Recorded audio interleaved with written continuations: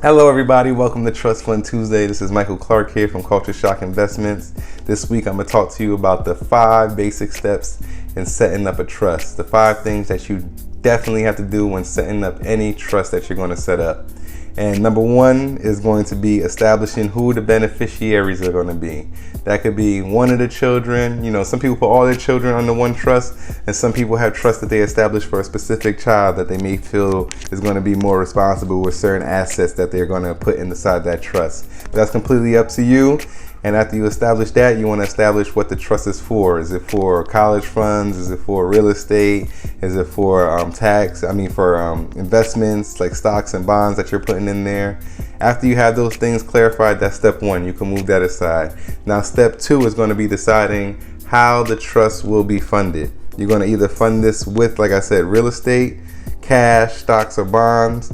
But in step 2, you want to clarify how you're going to be funding this. So you can fund the trust with straight cash and keep pumping liquid into it, and the trust will go ahead and enact those protections on the funds that you place in it.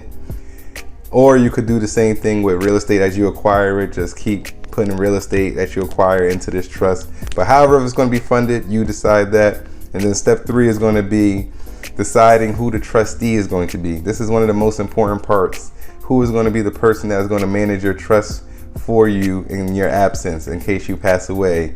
So this person, you want to have someone that you trust. It doesn't necessarily have to be a close friend of the family, even though that's what most people tend to pick. You want to be very careful in making this choice. And I'm going to tell you why in my next video on where we discuss the biggest mistakes people make when establishing a trust. But number 4, after you do that, after you select your trustee, you want to go ahead and get all the paperwork established legally and get all the documentation taken care of. This is where you want to get involved with an estate attorney for sure, to make sure that everything that you coming up with and formulated in your mind, you are getting done legally the proper way. Now, you can do a trust on your own. There are several online sites that allow you to establish a trust on your own, but I recommend you doing it through an estate attorney to avoid any confusion, headaches, or heartaches in the future. All right. And number 5 is actually funding the trust. Once you have that legal paperwork put into place, now you're ready to roll. You can start putting your assets in the trust. You can start putting the cash, real estate, or stocks and bonds into the trust.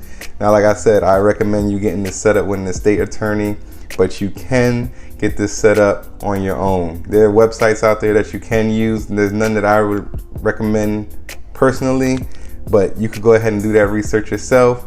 And like I said, next week we're going to talk about the biggest mistakes people make when establishing a trust. All right, see you.